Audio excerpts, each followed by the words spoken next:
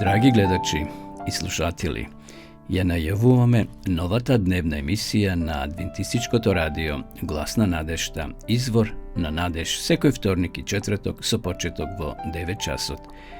Биете со нас на нашата Facebook страна и на YouTube каналот Адвентистичко радио Глас на надежта.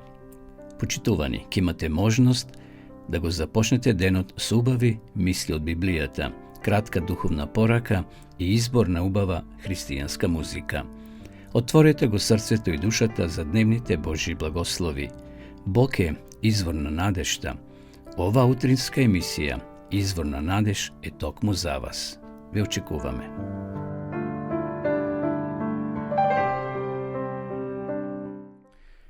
Почитувани гледачи, поздрав од студиото на Адвентистичко радио Глас на надеж од Кавадарци. Ја започнуваме нашата дневна емисија која се емитува во вторник и во четврток со почеток во 9 часот под наслов Извор на надеж. На почетокот од нашава денешна емисија сакам да прочитам неколку воведни зборови, односно воведен текст, а тоа е стихот кој го наоѓаме во книгата на пророк Исаија, 41 глава, 10 стих. Не плаши се, зашто јас сум со тебе. Тоа е надеж која Бог ни ја дава, почитувани пријатели, во моменти на тишина. Кога велам моменти на тишина, мислам на моменти кога сме осамени, повлечени, разочарани, обесхрабрени. Бог ни порачува дека и во тие моменти, и во тие мигови тој е со нас.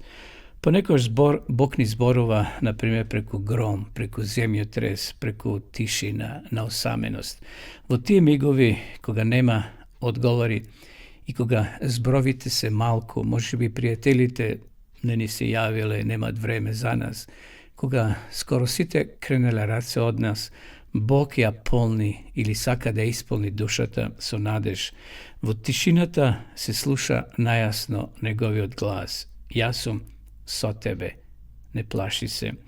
Во Прва Царевите 19 глава во 12 стих пишува: по огнот дојде тивок и благ глас. Кога пророк Илија во разочараност и осаменост се повлекол горе во пештерата сакајќи да умре, бидејќи бил уплашен од царицата Језавелја, тој посакал да умре. Боже, не сакам повеќе да живеам. Но таму, во таа тишина на осаменост, Бог му се јавил дека Илија не е сам, дека има уште многу борби пред него, уште многу работа. Илија се охрабрил, ангелот му донел храна и тој почнал да ја работи и понатаму Божјата работа. Нека и овој ден, може би ден на осаменост, ден на разочараност, ден на обесхрабреност, да сватиме дека не сме сами. Бог вели: не плаши се, зашто јас сум со тебе. Да слушнеме сега молитвата Оче наш. Оче наш, кој си на небесата, да се свети името Твое, да дојде царството Твое, да биде волјата Твоја како на небото, така и на земјата. Лебот наш насушен дај ни го денес и простини ги долговите наши, како што им ги проштаваме и ние на нашите должници. И не воведи во искушение, но избави не од лукавиот, зашто Твое е царството и силата и славата во сите векови. Амин.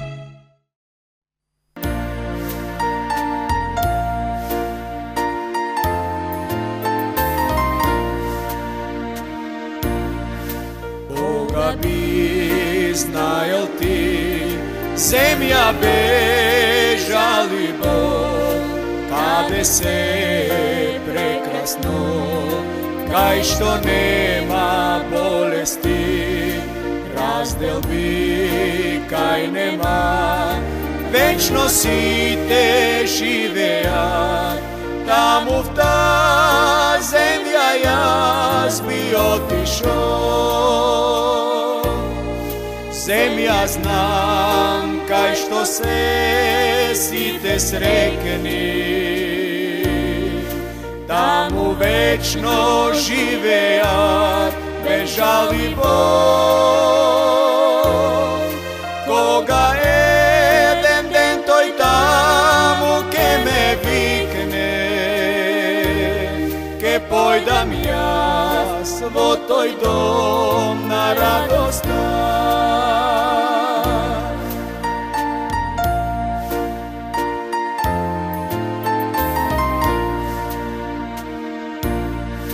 Кога би знаел ти земја за која копнеа, таму нема плачење, таму има вечен мир, кај со милите свој ке бидеме заедно.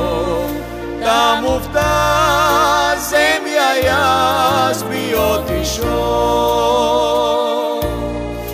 Земја знам кај што се сите срекни, таму вечно живеат без жал и бол. Кога еден ден тој таму ке ме викне, ке појдам јас во тој дом на радоста. Ке појдам јас во тој дом на радоста.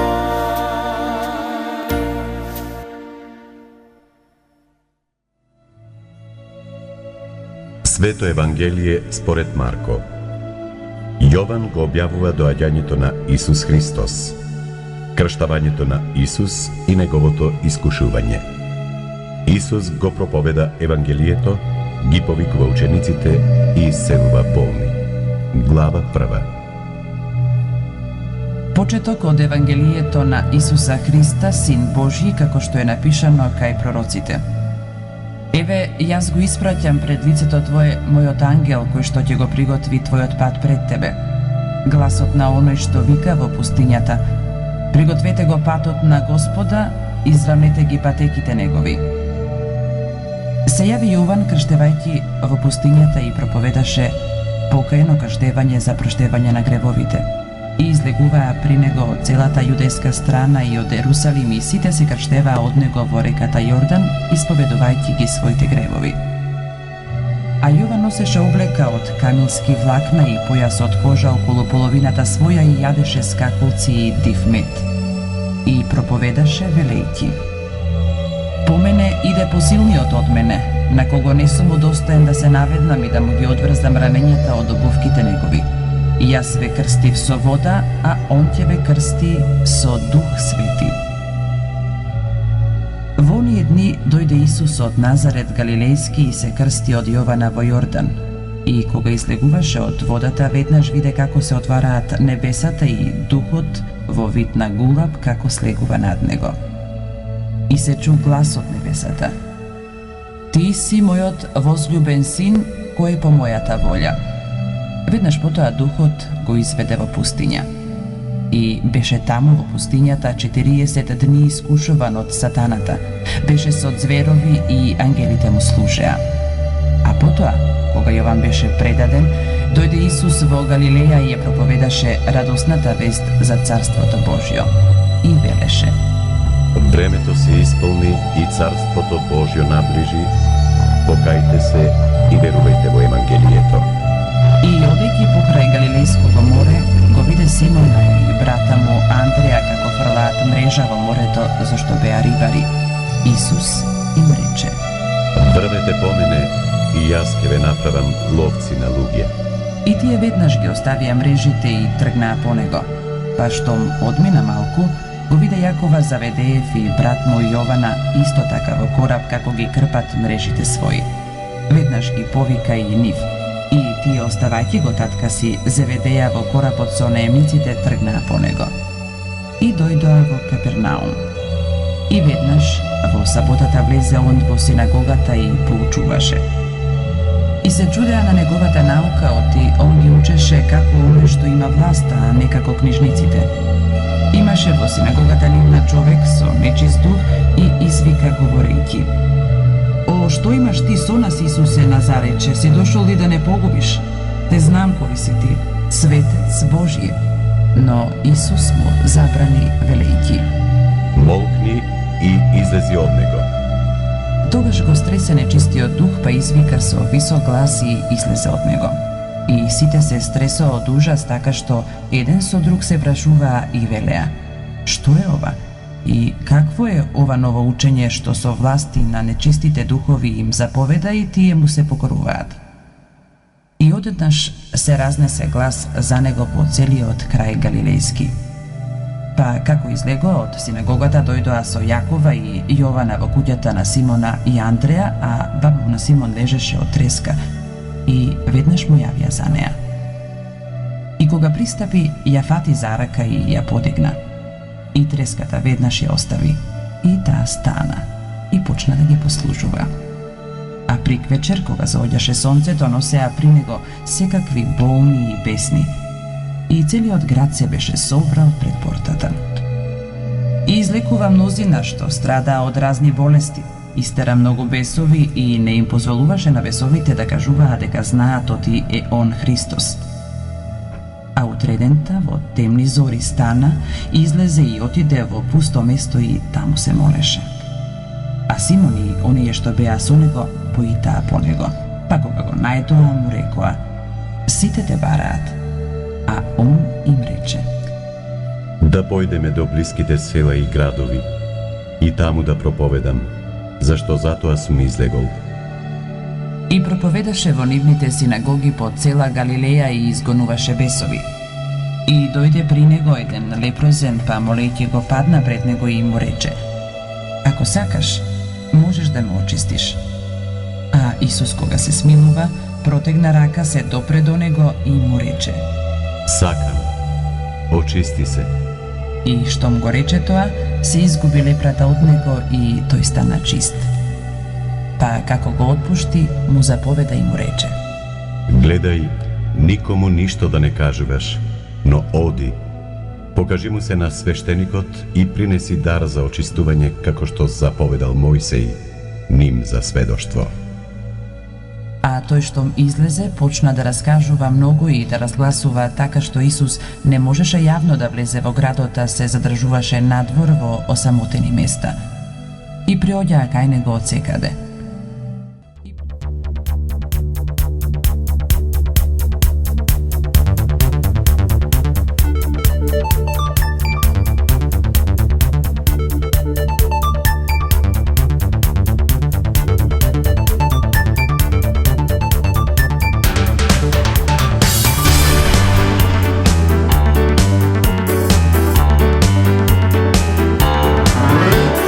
Машките сме силни, трчаме побрзо.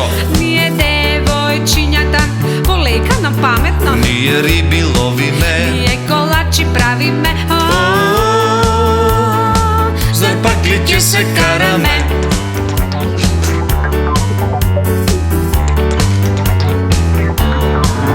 Па за топка сме ние, прави мајстори. Но за скок преку јаже, баш сме повешти. По-добро играме шах. Баш ни е крижа за шах. Вистинска војна настана. Зошто се карате и се расправате и не баш за похвала? По разновидноста се крие вредноста, богатството на сите нас. Сите ние, момче и девојче, имаме разни Божи дарови, сложно со љубов да ги делиме, со тоа Бога ние го славиме.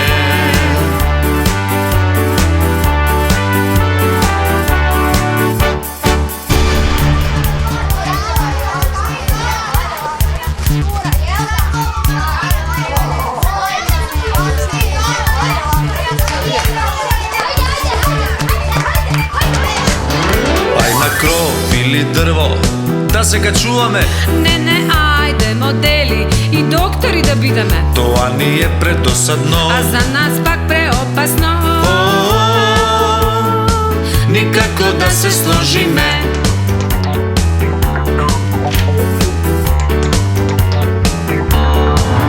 А на велосипед, вие толку смешни сте. Но со ластик да играте, ич не знаете. Поубаво глед цртаме. Баш сакаме да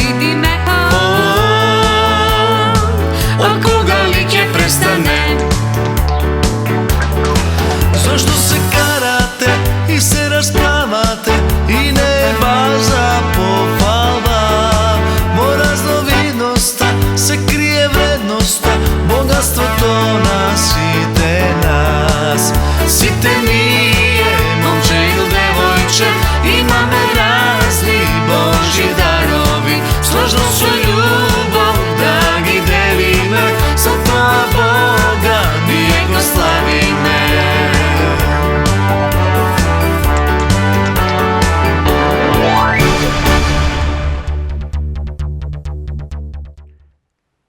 Тајната на успешната молитва.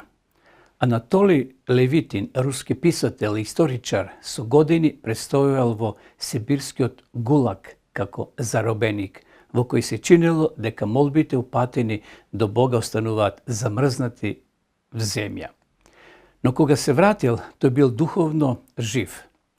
Молитвата е чудо на чудата, напишува Левитин. Се што требаше да направам беше во мислите да се свртам кон Бога.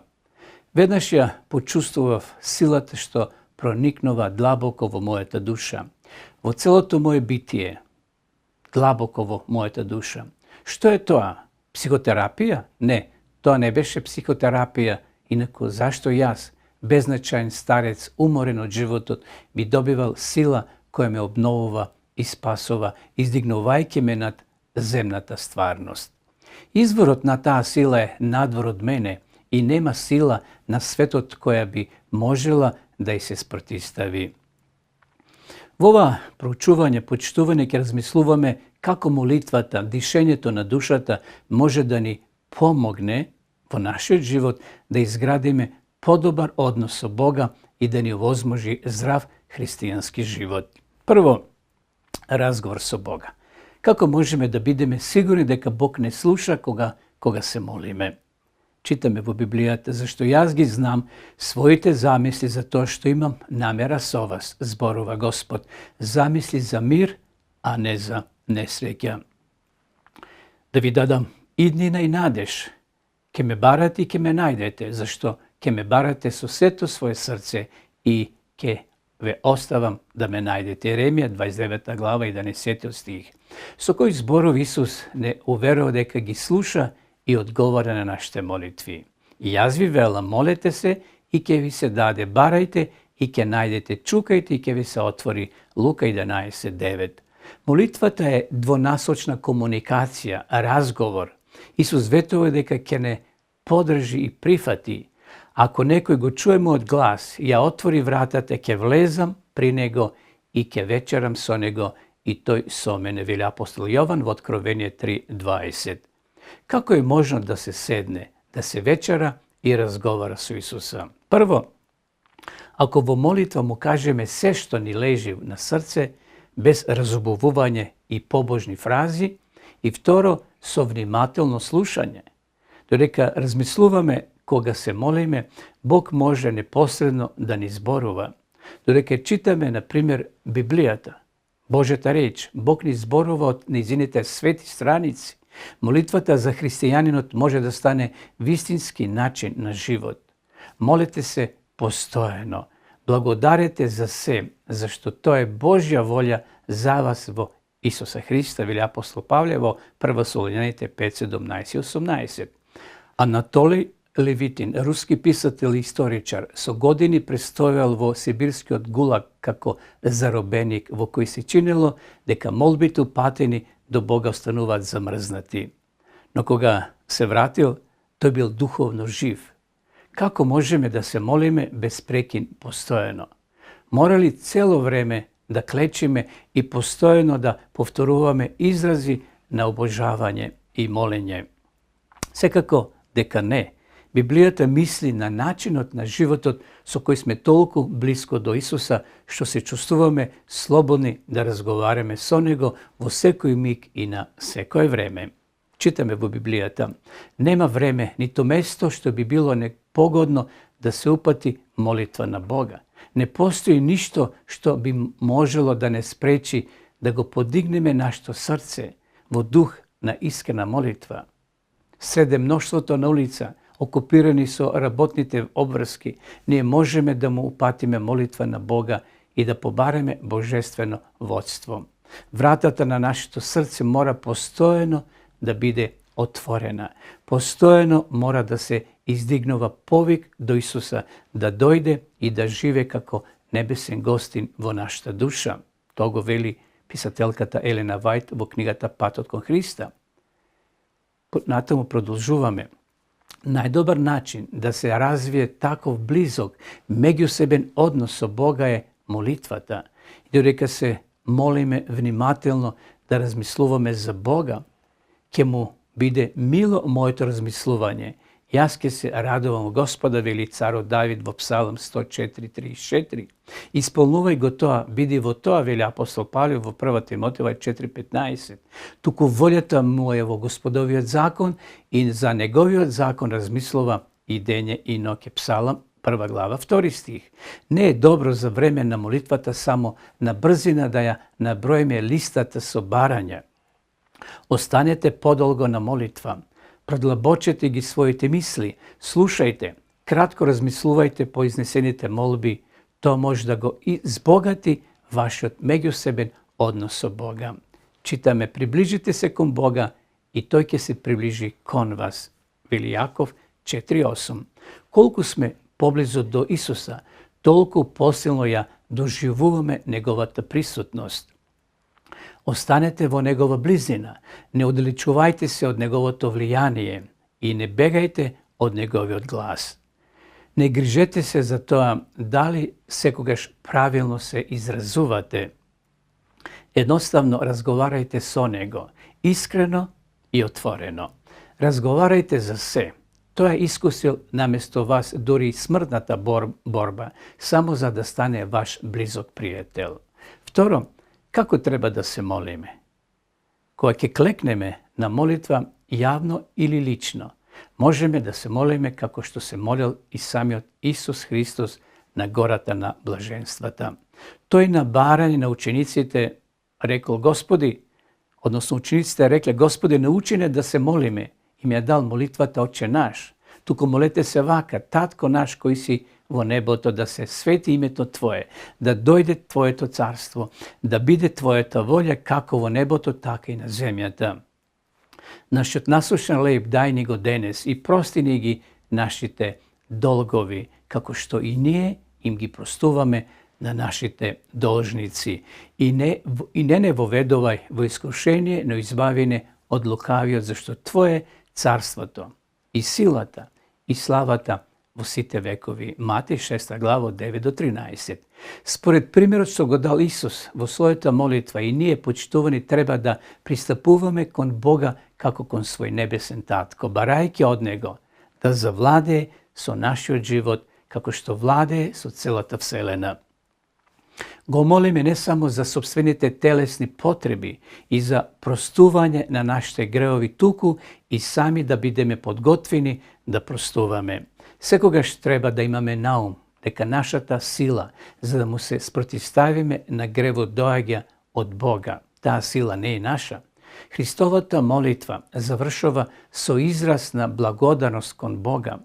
Исус во друга пригода ги поучил своите ученици да се молат на Отецот во Моје име, Јован 16:23, односно како да се молат во согласност со неговите начела.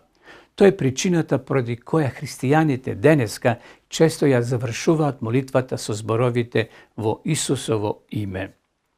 И на крајот кажуваат Амин. Амин е еврејски збор што значи нека биде така. Молитвата Отче наш, христијаните ја сметат за пример. Тие ја учат напамет и често ја повторуваат на глас.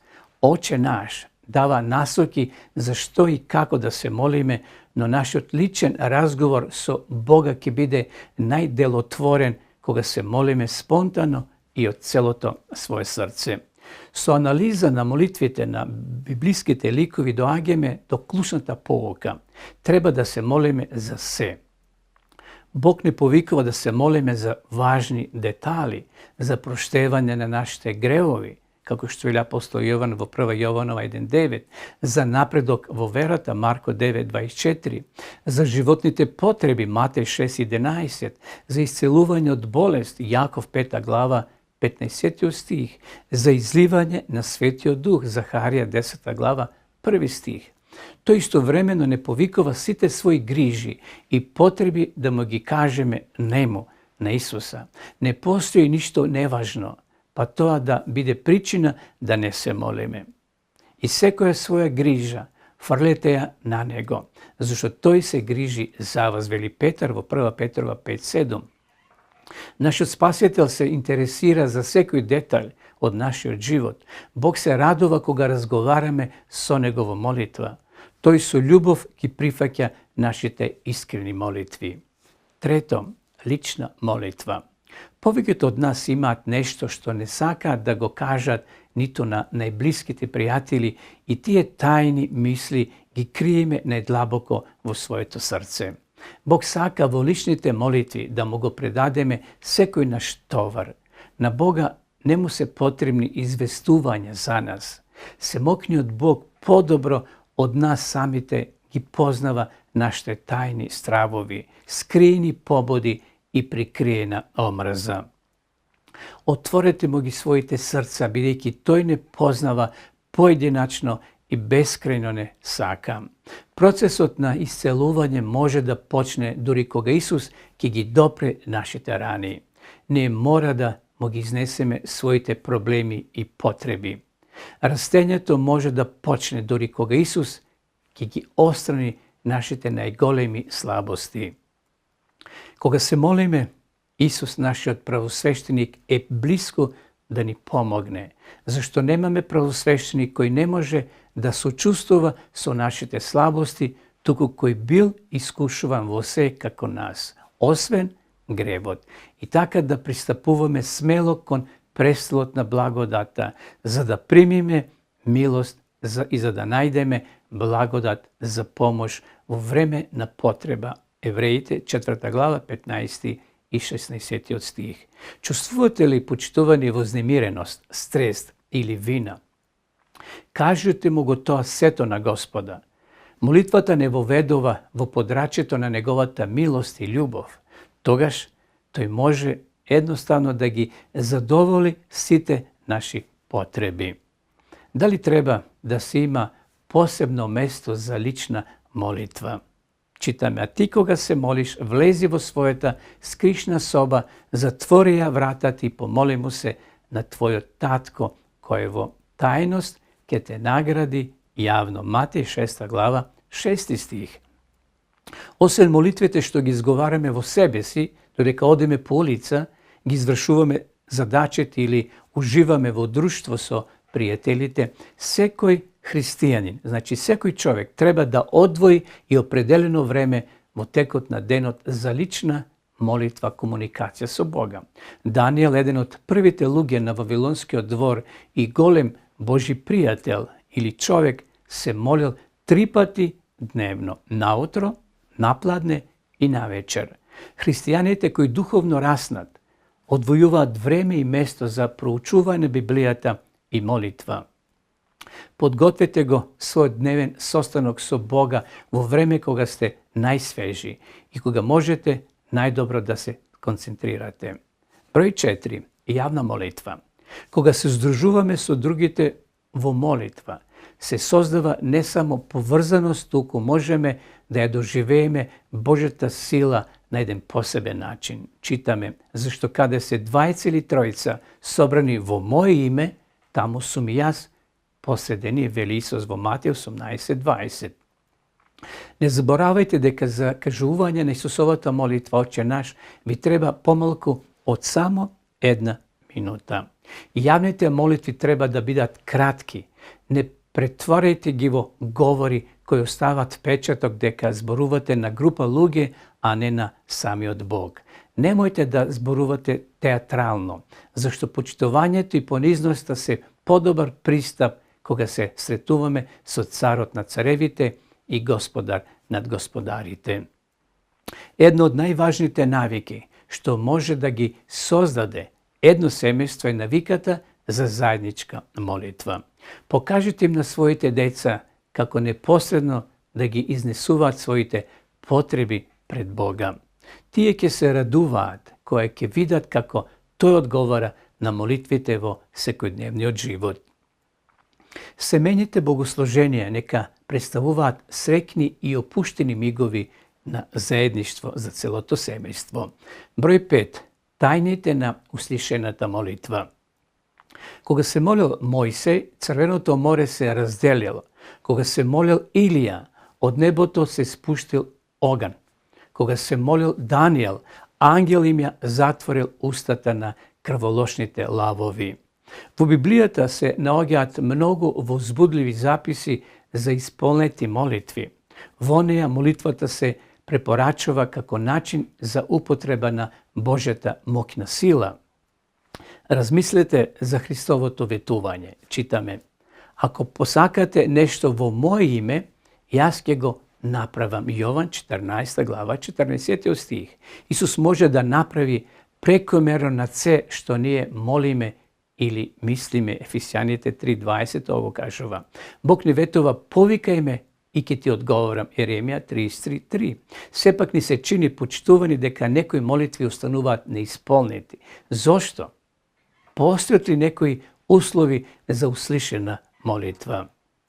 Еве, накратко ќе спомнам 7 начела кои ќе ви помогнат да се молите подготвено. Број 1. Држете се близу до Исуса. Цитирам: ако останете во мене и ако моите зборови останат во вас, барајте што и да посакате и ќе ви биде. И Јован 15:7. Ако нашиот однос со Бога биде на прво место и останеме поврзани со Него, ние ќе ги слушаме и доживееме одговорите на молитвите кои инаку би останале неуслишени. Број 2. Доверете му се целосно на Бога. Цитирам: и се што ќе побарате во молитва со вера, ќе добиете, вели Матеј 27:22. Верата значи дека нашите молитви не се само обично празноверие. Таа значи и повеќе отколку само надевање. Ние ги изнесуваме своите потреби пред нашиот небесен татко и очекуваме да ги исполни. Ако се борите со недостаток на вера, не заборавајте дека нашиот Спасител направил чудо и за човекот кој очајнички се молел. Верувам, помогни му на моето неверие, вели Марково 9:24. Насочете се на верата што имате. Не грижете се за верата што ја немате.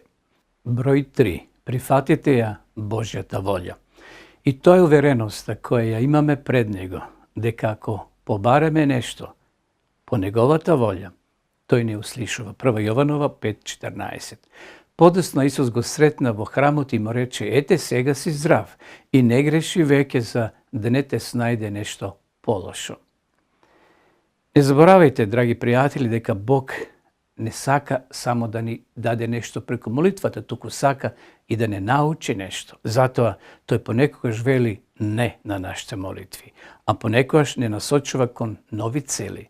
Така ни помага подобро да се молиме.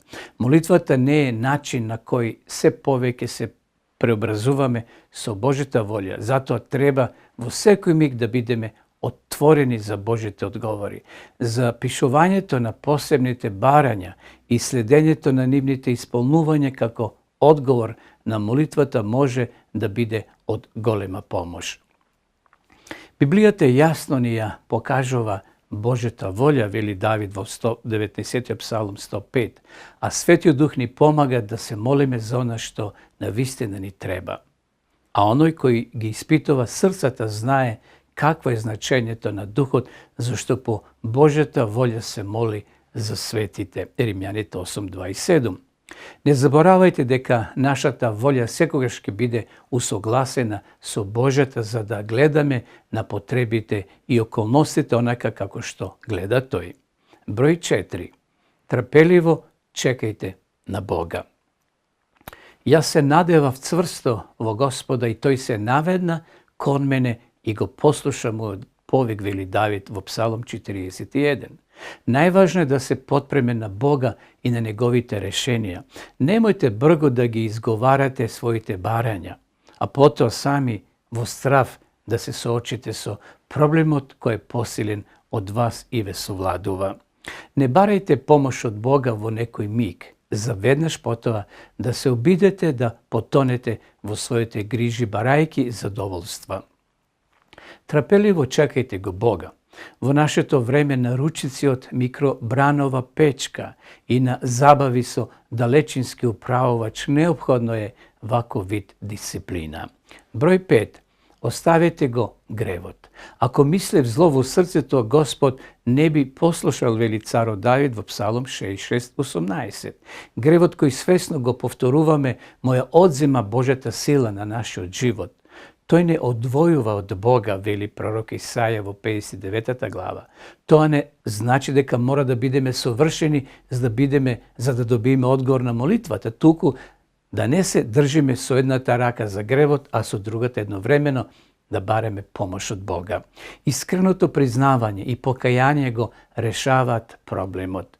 Ако не сакаме да дозволиме Бог да не ослободи од лошите мисли, нашите молитви нема да имаат никакво дејство. Барате, но не добивате. Зашто барате погрешно, за да го трошите во вашите страсти, вели Јаков 4:3. Бог нема да им каже да на себишните, непромислените и тесно гради молитви. Ако вашите уши се отворени за Божјиот глас и за неговата волја, тој ќе ги слушне вашите молби и молитви. Кој го отклонува своето уво за да не го слуша законот и неговата молитва, вели Библијата, е омразена. Мудри изреки 28:9. 6. Согледете ја потребата за Бога. Бог му одговара на оној кој ја бара неговата присутност и сила во својот живот. Блажени се кои гладуваат и жеднуваат за правда, зашто тие ќе се наситат, вели Матеј 5 глава 6 стих. И 7. Бидете истрајни во молитвата. Исус ја прикажал потребата за истрајност во молитвата со приказната за упорната вдовица која му додевала на судијата со своите барања. Судијата најпосле вознемирено рекол: "Ке и го дадам правото на оваа вдовица зашто ми додева, за на крај да не дојде и да ме нападне." И Господ рече: "Чујте што зборува неправедниот судија, да Бог ли нема да ги заштити своите избраници кои викаат кон него дење и ноќе." Лука 18 од 5 до 7. Не обраќајте му се на Бога само со барања од навика или за секој случај. Расправајте со Бога за своите потреби, надежи и соништа. Барајте посебни благослови, барајте помош кога ви е потребна. Бидете истрајни во барањето и во слушањето, се додека не научите нешто од Божјиот одговор. Ангелите во служба на оние кои се молат секојдневно, тие помагаат да се задоволат потребите на оние кои се молат. Кога се молиме, Бог ги испраќа своите ангели кои не се ограничени ниту со време, ниту со простор за да одговорат на нашите молитви. Не се ли тие сите службени духови испратени да им служат на оние кои ќе го наследат спасението, вели апостол Павле во Евреите 1:14. Псалмистот се радувал на службата на Божите ангели кои одговорили на неговата молитва. Го барва Господа и тој ме послуша и ме избави од сите мои стравови. Господов ангел се настанува околу оние што се бојат од него и ги избавува. Псалом 34, 4-7. После 40 дена на искушување во пустината пристигнал одговорот на Исусовата молитва. Тогаш ѓаволот го остави и ете ангели дојдоа и му служија. Матеј 4:11. Кога се молиме, Бог ги испраќа своите ангели да одговорат на нашите молитви. Светото писмо истакнува дека секој христијанин во секој момент има крај себе свој ангел заштитник. Гледајте да не презрете еден од овие мали, зашто ви велам дека ангелите нивни во небесата се постојно го гледаат лицето на мојот татко кој е во небесата. Матеј 18:10. Понатаму, почитувани гледачи, може да кажеме дека Библијата или Новиот Завет зборуваат дека ангелите им служат на они кои се молат. Молитвата е еден од највозбудливите предизвици за секој човек, за секој од нас. Затоа да почнеме уште денес да стекнуваме лични искуства со молитвата која ќе не одведе до нови откритија. Вашата кротост да им биде позната на сите луѓе. Господ е близу, не грижете се за ништо, туку во се, преку молитва и молба, со благодарност, искажувајте ги своите просби пред Бога. И Божиот мир, што го надвишува секој ум, ќе ги запази вашите срца и вашите мисли во Христа Исуса. Филипјаните 4, 5-7.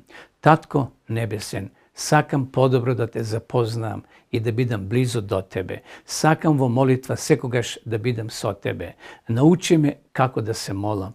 Покажи ми како можам подобро да слушам, да се молам и да го слушам твојот одговор. Се това те молам во Исусово име. Амин.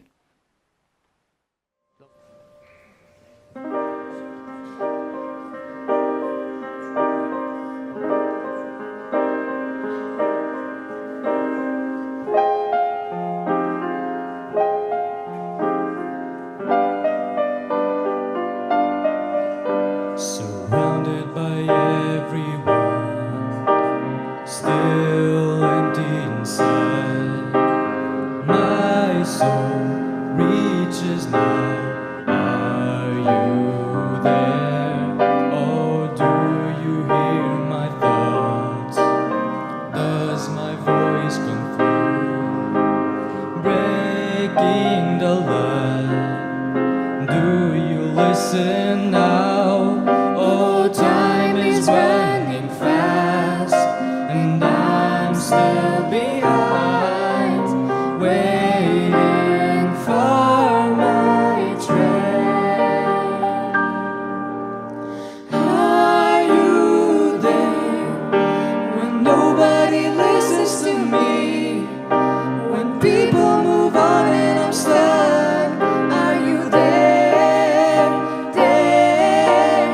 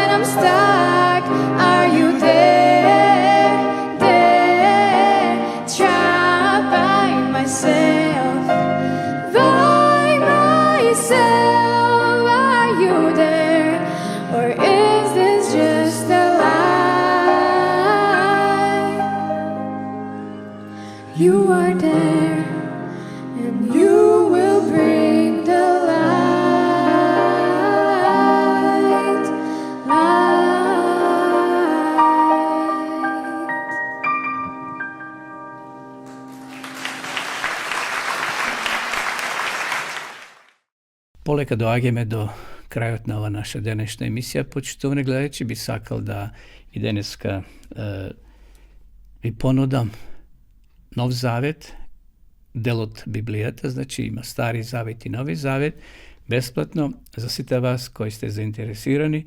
Можете слободно да се јавите на нашиот дежурен телефон, што доле ќе го прочитат, или на нашиот мејл да ни пишете, а ние по пошта или нашите соработници ќе ви ја донесат на вашата домашна адреса. Доколку сакате да изучувате Библијата и по дописен пат, ви нудиме бесплатен курс на дописната библиска школа. Да видиме сега и самата реклама.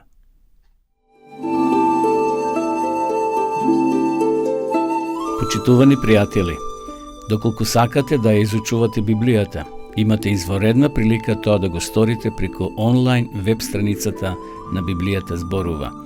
Оваа веб страница е креирана за да ви обезбеди сеопфатно, организирано и темелно проучување на Библијата.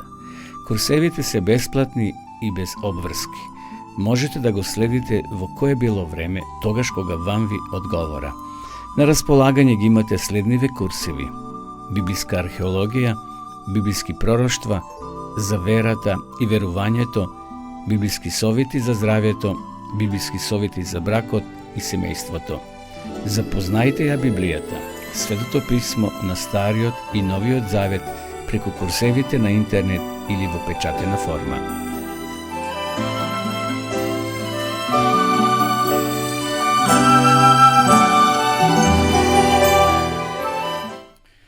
Дојдовме до самиот крај, драги гледачи, на ова наша денешна емисија Извор на надеж, кој се емитува во вторник и во четврток со почеток во 9 часот. Ви благодарам на вашето внимание.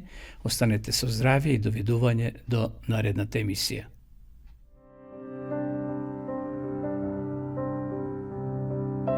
Драги гледачи и слушатели, ја најавуваме новата дневна емисија на Адвентистичкото радио Глас на надежта, Извор на надеж, секој вторник и четврток со почеток во 9 часот. Биете со нас на нашата Facebook страна и на YouTube каналот Адвентистичко радио Глас на надежта. Почитувани, ќе имате можност да го започнете денот со убави мисли од Библијата, кратка духовна порака и избор на убава христијанска музика. Отворете го срцето и душата за дневните Божји благослови. Бог е извор на надежта. Ова утринска емисија, Извор на надеж, е токму за вас. Ве очекуваме.